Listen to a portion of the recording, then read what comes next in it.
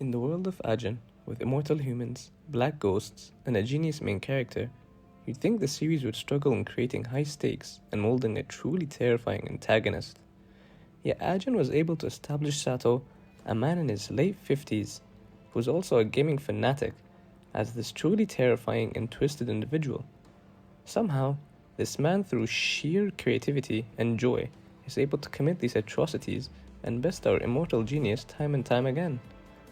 One of my favorite things about Ajin is how it's very grounded and set in a realistic world similar to ours and just applies what if there were immortals to it, allowing us to project this hypothetical situation into our world and think about how destructive it would be if one psychopath like Sato in the real world was able to acquire immortality and the sheer destruction and havoc they would be able to cause.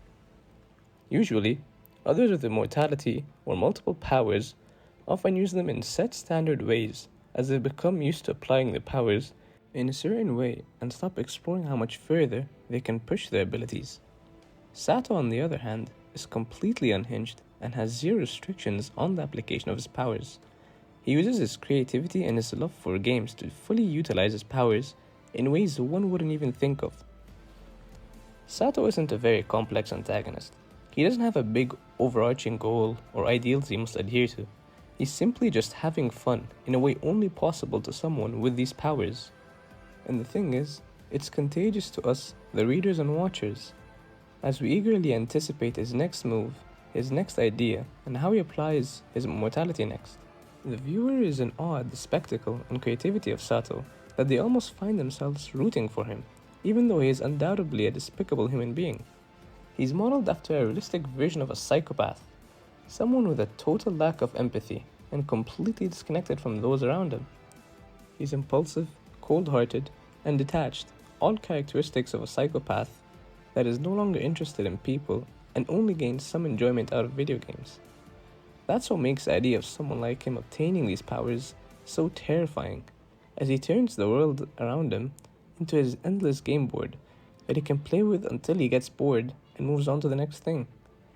This is what makes him the worst possible person to obtain these powers, as an individual with great power or intellect is at least somewhat predictable, because they have aspirations, goals, or even certain lines they won't cross.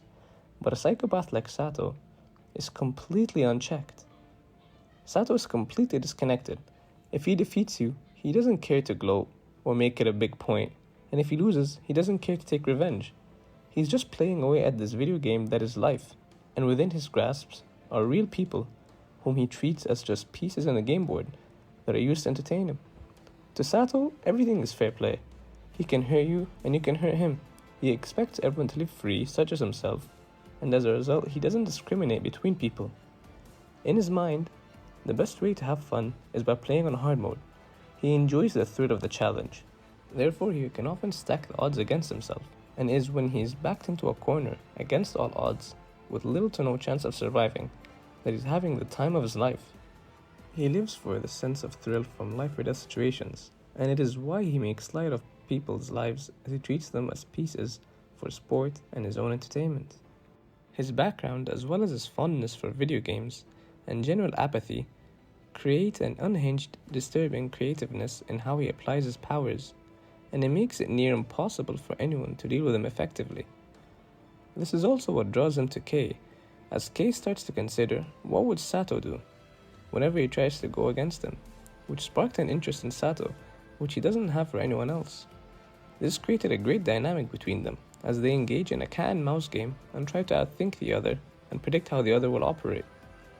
This also contrasts with the ending and what makes it very fitting thematically, as Kei, who tried to outthink and outwit Sato for so long, finds himself defeating him by simply a long-shot desperate plan that is uncharacteristic of them both, and by also relying on luck. All these plans Kei concocted to stop Sato, and in the end just tackle him into the water, is what did it. It creates a great sense of irony for the story. Sato let Kei push him during their final game. He didn't care what would happen or if he got caught.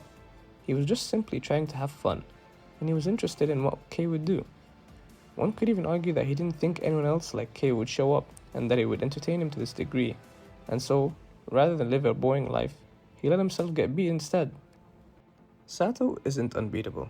He's just relentless, crafty, and unhinged, which, when paired with his immortality and psychopathic nature, makes for a terrifying combo, creating an antagonist that not only keeps the characters on the edge of their seat, but also the viewers, leading to an undeniably interesting and memorable villain.